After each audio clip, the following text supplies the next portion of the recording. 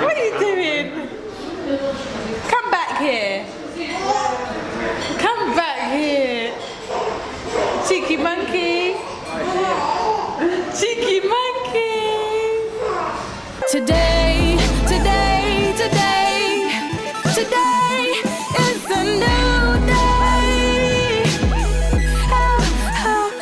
I told you guys in a previous vlog that I kind of serendipitously ended up in Porto because it kept on popping up absolutely everywhere. I'm glad to say that more like crazy universal wins happened in that Dan's aunt and uncle were actually in Porto at exactly the same time as me and Alleppey. I love a good international rendezvous. We went into PORTO TOWN CENTRE. Getting there was pretty easy. I'll tell you more about getting around the city in another vlog. But the city itself is quite small, you know, and it's comprised of the old town and new town.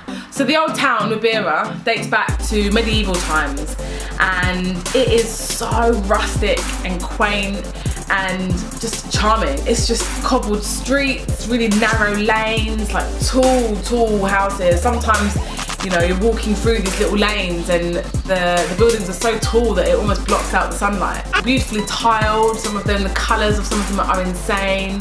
You kind of get a real sense of vibrance and spice, and like, you know, you can imagine back in the day that it would have been a really opulent place to be. There's one place where I feel like the old town merges with the new town almost like seamlessly, and that's around the Lello Library. It's a place where J.K. Rowling was inspired to design Hogwarts. I didn't get to go in because it was rammed. It was so packed. The queue was like coming down the block. But I hear that a good time to go is early in the morning.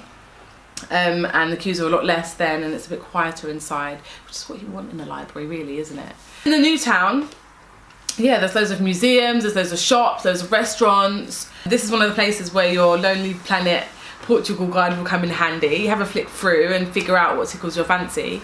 I wanted to go to the photography museum, and of course it was closed. So note to self for next time to check out opening times of places that you want to visit, just in case there's some weird rule that they're closed on a Monday. The last place that we went to is actually one of my highlights of Porto, and I really recommend that you go and check it out, especially if you've got a baby with you, and especially if it's a beautiful hot sunny day like it was when we were there. One thing we're learning very quickly is that Porto is a hilly place.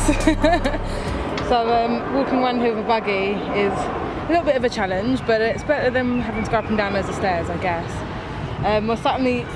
We're currently sat in the gardens of the Crystal Dome. Jardim Palácio de Cristal, I think it's called in Portuguese. It's called the Crystal Palace Park because it did actually have a crystal palace in it. It was inspired by the one that was built in the UK, but that got knocked down years and years ago and was replaced by this domed pavilion. The gardens themselves are insane. Not only are they beautiful, but they're full of wildlife. I was so chuffed and enchanted when a peacock wandered out of the bush.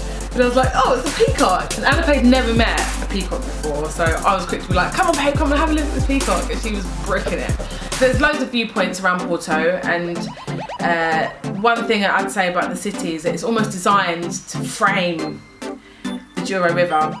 From all of these various viewpoints around the city, you get insane views of the river and the industry built up on it, and the bridges, the 6 bridges that go over it. Yeah, I really recommend going to check out the Crystal Palace, check out some of the views, get an ice cream.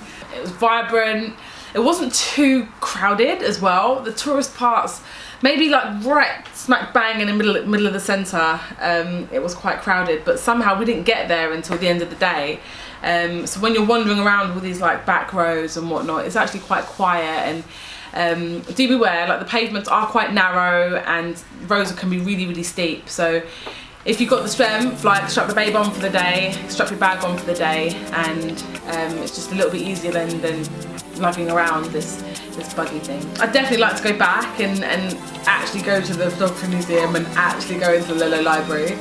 But other than that, take a walk by the river, take a walk through the town, and just enjoy what Porto has to offer. Next time on The Constant Wanderer, are you worried about flying alone with your baby?